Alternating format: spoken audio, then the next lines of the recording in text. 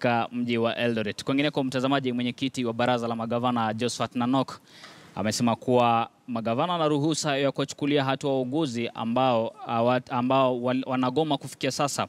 Nanok anasema baraza la magavana lilitoa wito kwamba warejee kazini kufikia tarehe 8 mwezi huu wa Septemba, lakini kwa wale ambao hawakurejea basi huenda hata wakapata adhabu ya kufutwa kazi.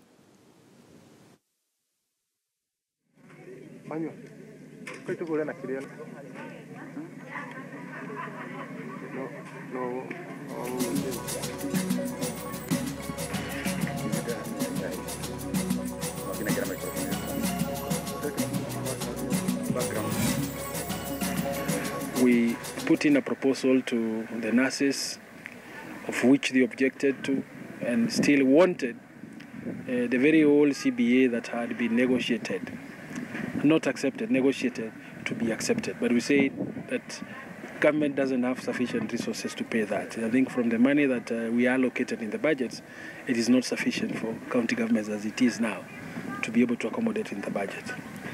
And then we gave a date, 8th of this month, for them last week on Friday, for them to return back to work, and none of those who've been on strike is going to be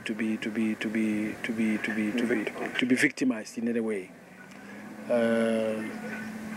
For those that haven't returned back, from Monday, every county government has the okay to take action to deal with those who are still on strike.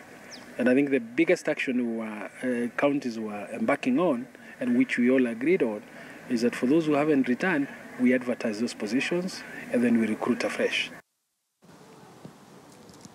Gavana wa kaunti ya Laikipia Nderitu Muriithi amelalamika kwamba mrithi ofisi yake ama merithi ofisi iliyogubikwa na madeni si haba. Gavana huyo sasa amesema kwamba ukaguzi umeanzishwa juu ya matumizi ya fedha kwenye serikali iliyopita.